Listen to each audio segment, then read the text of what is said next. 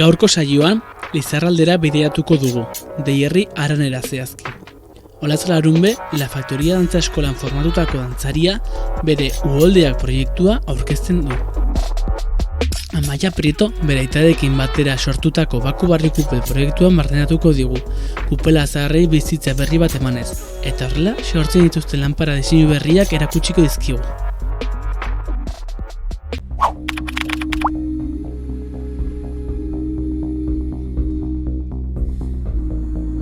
Kaixo, Olatz Larunbe naiz, 24 urte ditut. Nire burua oraintxe bertan dantzari bezala kokatzen dut, dantzari eta koreografa bezala. Azkeneko 2 urteetan Factoria Choreographic Centerren ikasi dut.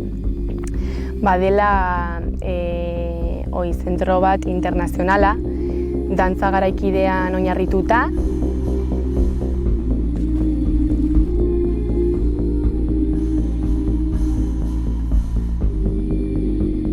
Uholdeak proiektua, izenak esaten duen bezala, uholdeen inguruan hitz egiten du.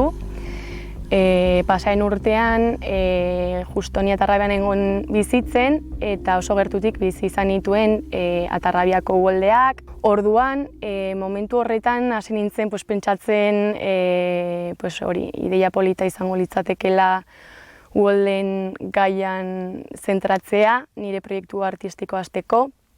Eta, beste aldetik, neramatzan denbora luze, urarekin,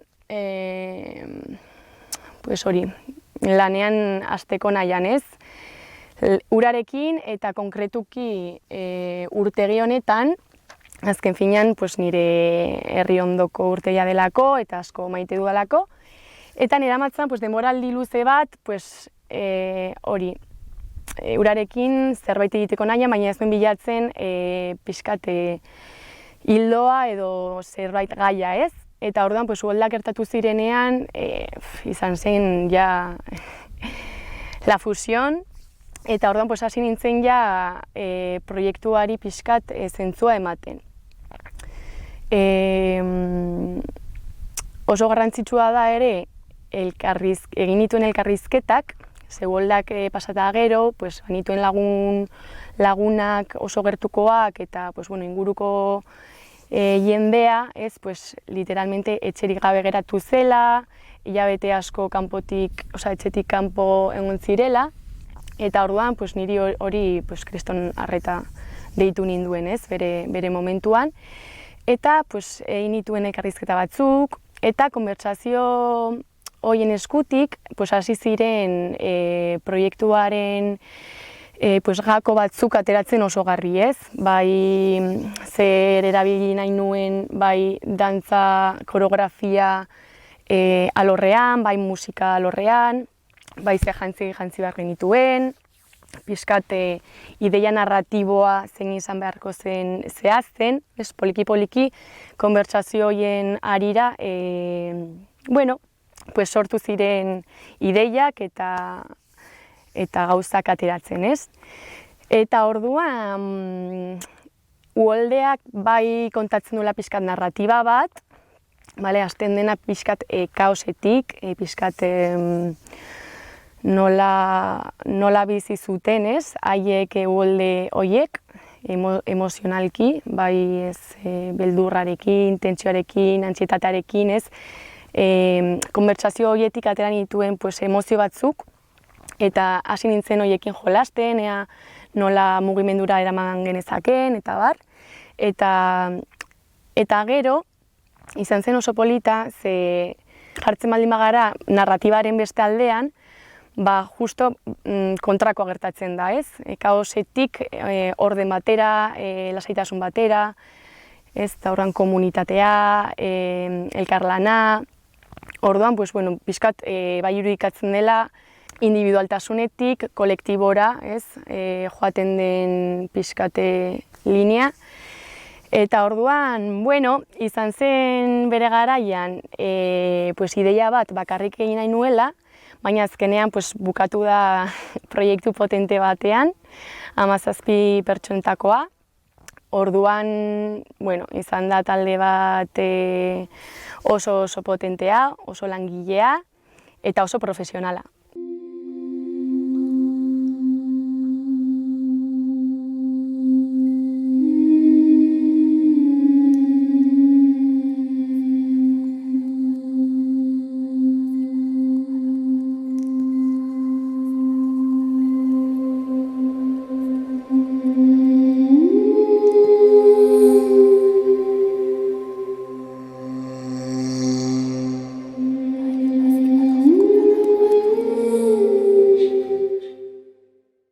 baita musika, ja sartu nintzenean proiektu honetan, esan nuen behar du musika pertsonala, orduan, ibilbide taldea deitu nuen, lagunak direlako, eta amets Aranguren eta Areta Zeinekin jarri nintzen kontaktuan.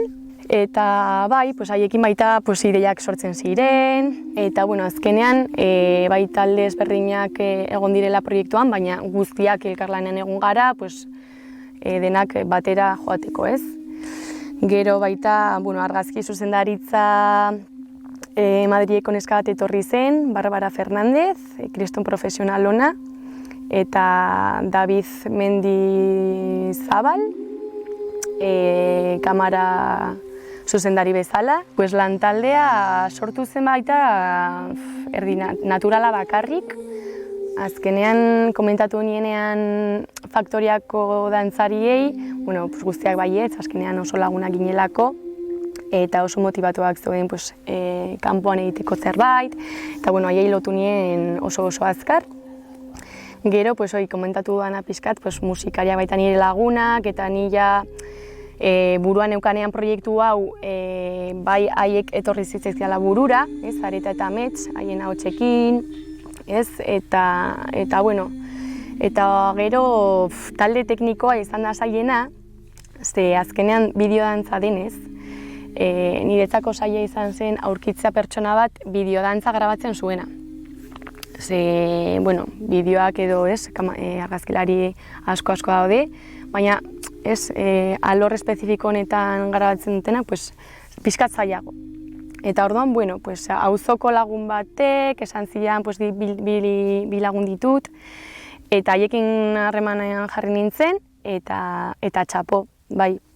Koreografia edo materiala, gorputz materiala sortzerakoan, bai nituela ideia batzuk, hasiera batean zazpi interprete ginen, eta nik garbi neukan bakoitzak hasiera batean emozio batekin inbartzuela lan, ja bakoitzak bazeukan nola gai bat lanean hasteko gorputzarekin, ez? Bai oinarritu garela improvisazioan, dantza garekidean asko erabiltzen dugun hizkuntza bat delako, eta orduan hasi ginen bakoitza bere material propio eraikitzen, ez? Nik bai gidatzen dituela klaseak edo improvisazioa, baina gero dantzari bakoitza bere materiala berea egiten zuen, ez? Nolabait. Eta gero bai daukagula parteat unisono dela denak elkarrekin dantzatzen dugun horretan, eta hor bai egin genuela denak elkarlanean, nola sortuko dugu, eta bada esaldi bat, dantzan esaten dugula esaldi bat, denen artean sortu genuena, eta gero oso ezberdina izan zen estudio batean montatzea eta dantzatzea, edo batean hemen uretan sartu eta lokatzarekin, harriekin, hotzarekin grabatzea, eta kekede ongi, eta izan zen pixkat bai oso experimentala, esango nuke, ze ez genuen probatu aurretik, ez? Goazen urtegira eta probatzera. Etor ginen bi egun, baina gonien bainatzen eta pixkat sentsazio hori bilatzen ez uretan, baina rodaje egunean izan zen, pilak jarri eta goazen probatzera, ez? Behitu, hasiera batean, nire ideia zen bai mutilak bai neska parte hartzea proiektu honetan, azkenean elkarrizketa horien arira bai atera nuela komunitate hori ez, edo elkarlan hori bilatzen zenean, eta nik esan neskak eta mutilak, baina gero faktorian, eskolan, oso harreman estoa neukan, justo neska hauekin, 2 urte genera matzan gehienak lanean, eta bai lehenengo elkarrizketan, gure artean, nik proposatu nuela, gizonak sartuko ditugu edo bakarrik neskak, eta guztion erabakia izan zen bakarrik neska, ez? Eta hori baita, oso positiboa ikusten dut, bideo hau ez dago genero ikuspegiari begira, edo ez, gero baita lotuta egon daitekela, azkenean bai dantzari neskak garela, bi zuzendari neskak garela, hori baita bilatzen nuela, azkenean parte tekniko horretan beti mutilak ez dira, edo zailagoa da neskak bilatzea, eta orduan izan zen, eta gainera dantza munduan, eguneko oso altu bat neskak garela, eta gero deskonpentsazio bat dagoela baita horren atzean, ez, igual, audizio bat egiten duzu, eta daude 3 mutil eta ez dakizen bat neska, eta mutiak hartzen dituzte, edo, azkenean, gogoa izan zen, ez, gehien bat, elkarrekin lan egiteko, bai oso ezberdina gainera egiten da lan, ez, bai, nik uste dut aukera honen genuela, ze gero badago baita, hori parte bat, laguntza, ez? Laguntza kontzeptuarekin lanean egin dugula, edo, besteen babesa, bla, bla, bla. Orduan, zakit, emakumeak izan da, oso erraza izan da, oso gertukoa eta oso hunkigarria ere.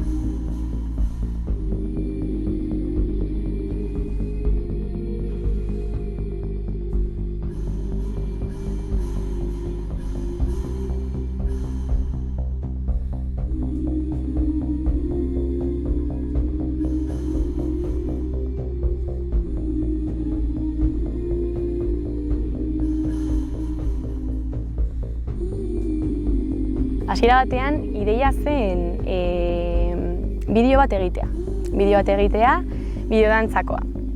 Eta nire ideia zen festivaletara bidaltzea, dantza zine festivaletara daudela bastante, hemen Nafarroan dago Zinetika festivala, Laida Aldazek eramaten duena, eta bada hori dantza eta zinearen arteko lotura sustatzen duen festival bat, ez? Eta orduan Nafarroan Zinetika dagoen bezala, gero estatu mailan, mundu mailan daude ehundaka, eta orduan nire ideia zen ara bizkat bidaltzea eta que toque la flauta si tiene que tocar, baina bidaltzea eta bizkat ikustea gure lana, ez? Egin dugun lana eta proiektua. Baina gero, bai egia da, pena ematen ziala bizkat herrietatik ez aurkeztea, ez, edo herri afektatuetan ez erakustea, ez, azkenean omenaldi antzeko zerbait da ere, ez, adibidez Atarrabia, Burlatau, Arta eta Faia bezalako herrietan proiektatzeko. Orduan jasi nintzen pixkat, buelta bat ematen, eta erabaki nuen espektakulo txiki bat egitea, ez? Eta orduan horren barruan bai sartu dugula dantza zuzenean, hasierako partean, izango litzatekeela dantzako duo bat, eta horretan Clarisa Costariola eta ni gaude, Clarisa italiarra, eta hor sartu dugu musikari bat baita gurekin egiteko duoa, zuzenean, Jorgito. Orduan, azken finean, Nafarroatik erakusteko bai egin dugula nola pieza hori, ez, 25-30 minutukoa, hemendikan pixkat ueldak proiektua aurkezteko.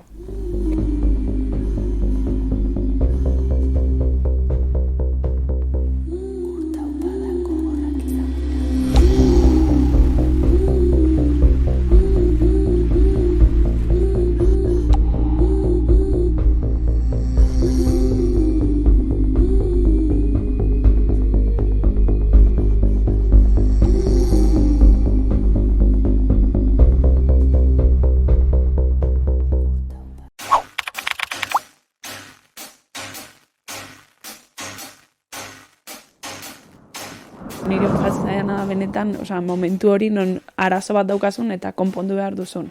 Landa ere muan izatea niretzako normala izan da, ze hemengoa gara, tailerra hemen dago, herri txiki batean, orduan ez diogu atentzio asko jarri, joan den urterate deskubritu genuela landa ere muetan ari direla gauza asko mugitzen.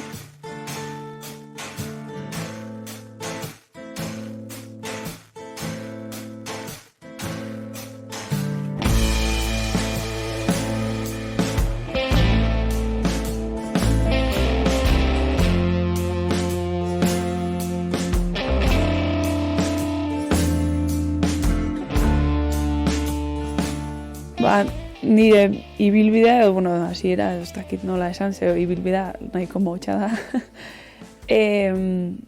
Ni beti da nik ibili naiz hemen tailerrean, eta nire aitari ikusi diot beti gauzak egiten, eta diseinatzen, eta sortzen.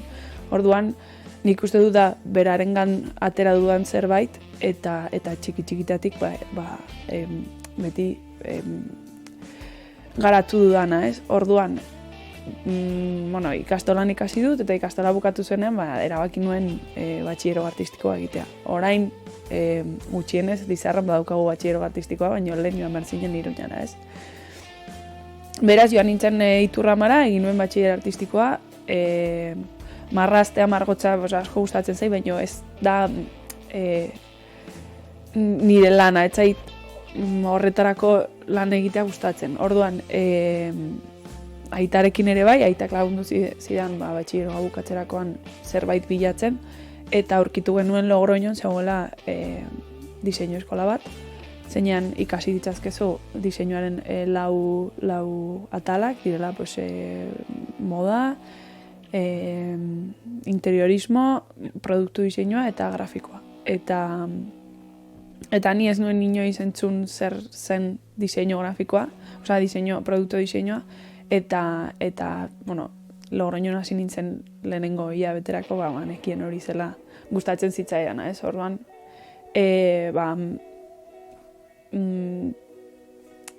horretan nire lana orain horretan ibiltzea oso asko gustatzen zait. Niri gustatzen zaidana, diseinuaren barruan, esan duzu bezala, daude alor pila bat, baina gustatzen zaidana da produktua pentsatzea, eta gero ja egina dagoenean, mugitu behar da produktua, eta imara marketing eta dena, baina niri gustatzen zaidana da benetan, momentu hori non arazo bat daukasun eta konpondu behar duzun. Eta horren barruan, orain adibidez egiten ari naiz diseinu jasangarriaren master bat, eta hori da gustatzen zaidana konkretuki, ez? Diseinu jasangarria eta zaborrarekin diseinatzea. Ibil naiz hemendikara, egon naiz Logroñon, egon naiz Polorean bizitzen, egon naiz Iruñan ere bai.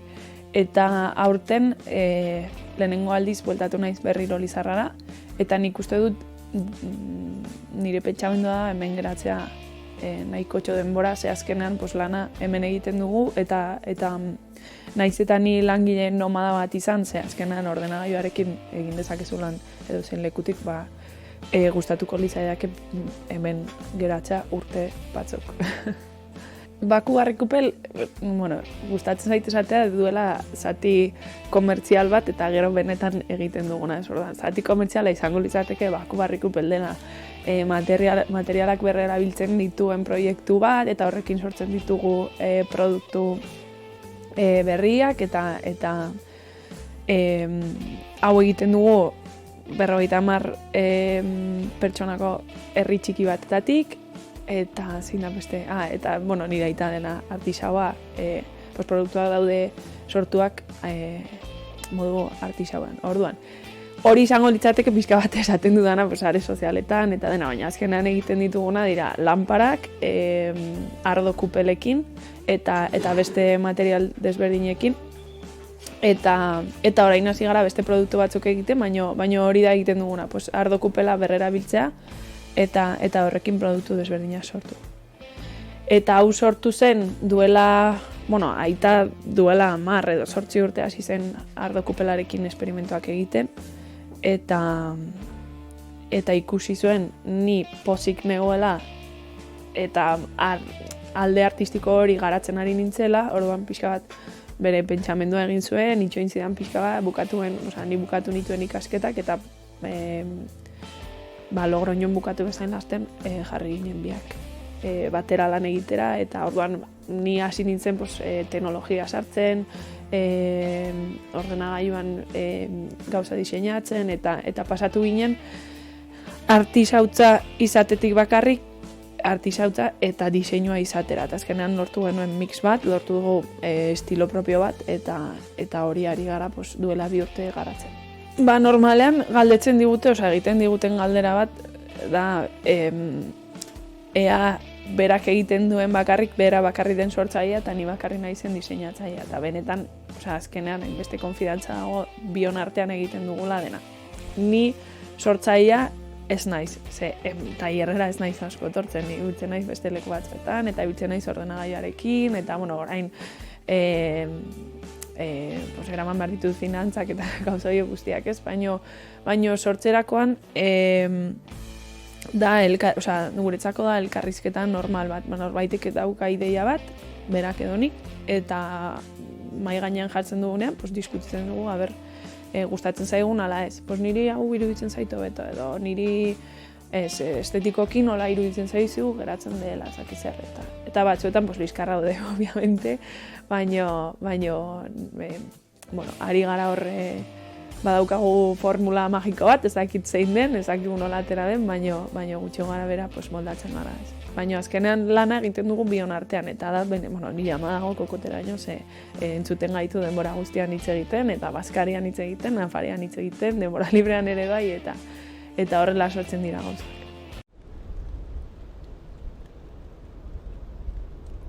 Elurrak ura dakarropari, eguzkiak argi bero, natura baitan aurki dezagun, benetako olentzero.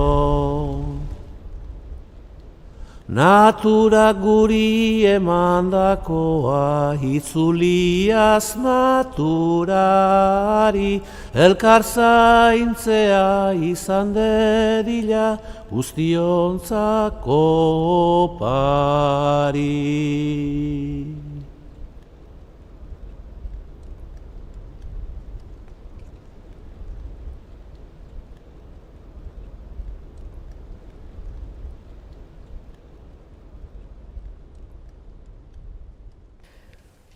Lehenengo gauza, ekintzaia izatea da zaila, naiz eta landa eremuan izatea, edo ez. Da zaila mundu guztia. Landa eremuan izatea niretzako normala izan da, hemengoa gara, tailerra hemen dago, herri txiki batean, orduan, ez diogu atentzio asko jarri, joan den urterarte, deskubritu genuela landa eremuetan ari direla gauza asko mugitzen eta ari direla proiektu oso interesgarriak ateratzen. Orduan, esan dezakegu igo garela como alkarro, ez? Landa eremuko sortzaileen eta proiektuen garapenari, ari gara gure alduguna ematen. Baina guretzako beti izan nahi normala, aitak erabaki zuen duela 30 urte, ona etortzea, bera Donostikoa da, nire ama ere bai, berai bizitzen ziren Donostin, eta erabaki zuten ona etortzea, orduan. Adibidez niretzako hori ez da erabaki bat, niri tokatu zait landa eremukoa izatea, ez? Eta emakumea ere bai tokatu zait, orduan, niretzako ez da estropezu bat edo ez da desberdintasun bat. Esan behar dugu, importantea delako, baina nik uste dut egingo nukela berdin hiri batean edo herri batean. Bai egia da, herrietan, dela lasaiago, ez dituzu beste estimulo eta kontzentratzean ikuste du dela askoz errazagoa. Eta gero, ekintzaile bezala, landa eremuaren alde batera utziz, ekintzaile bezala nik uste dut falta zaigula informazio pila bat. Hori da oztopoa. Ikasketetan ez dizutela ematen behar duzun informazio guztia. Eta adibidez nire ikasketetan 80% ateratzen gara eta bukatzen dugu ekintzaileak izaten, baina azkenengo urtean ez dizut esplikatzen, ez da faktura bat nola egin bat duzun, orduan, da informazio falta. Informazio pixka bat gehiagorekin gauzak izango litzateken ikuste dut errezagoa egitea.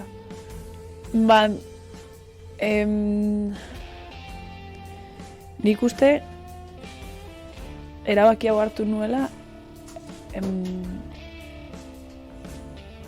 ez dakidalako beste era batera lan egiten.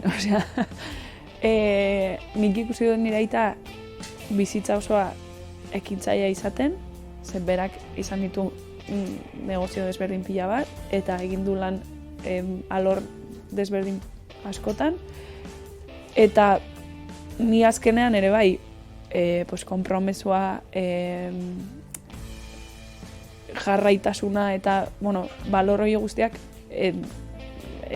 hartu ditut, barneratu ditut, eta egin du nire pertsona. Orduan, ni pertsona bezala uste dut ez dakidala beste modu batera lan egiten.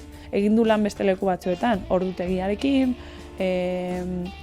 norbait esaten zer egin behar dudan eta zerrez, eta, egin dezakezu, baino, egin dezakezu, ostras, 8 ordu horrela egunero ez dakizen bat urte zure bizitzan ez naiz, ez du nire burua ikusten leku horretan, ez? Orduan, nik uste dut, hori ez dakidalako beste modu batera lan egiten. Eta gero ere bai, liskarrazkorekin, berarekin izan ditut, aitarekin izan ditut liskar pila bat, eta hori ere bai pasatu behar da, ze azkenean da erabaki oso fuertea, zuk erabakitzen duzu, hasiko zare lan batekin, momentuan ez duzu ikusiko ez da dirua, ez dirua ikusiko lehenengo urtean, edo lehenengo hilabetean, zaila da, baino benetan ikusten baduzu zure burua, eta uste duzu kapaz zarela horrela lan egiteko, ez dago beste, ez dago sekretorik egiten duzu eta jazta ez duzu asko pentsatzen, eta ondo ateratzen bada, ondo, eta gaizki ateratzen bada, aurrera ere bai. Proiektuak ditu 2 urteia, 2 urte eta pare bat hilabete, eta esaten dute 3. urtera arte ez duzula benetan nola txupinazoa botatzen, ez? Orduan, gauza pila bat egin ditugu produktu eta servizio pila bat, eta orain, gu ere bai izan behar dugu garela pandemiaren enpresa bat, hasi ginen justo pandemia erdian, orduan momentuak ez du lagundu, beraz, orain hasi gara egiten, 2 urte hauetan egin duguna da, historia guztia landu, eta orain egin behar duguna da saldu. Eta horretan arazoak ditugu, ze ez nire aita, ez garaz saltzaileak, ez salmentatzaigu gustatzen, guri gustatzen zaigu, hori, tailerrean egotea. Orduan, bagoaz aurrera, pixka bat kostatzen ari da, eta baina uste dugu badaukagula denboraz ongi doala, eta badaukagula tiroia gure produktuekin eta gure historiarekin, eta gauzak ongi egiten ari garela, naiz eta mantxo joan gauzak ongi ateratzen ari dira, así que pozik gaude, bai.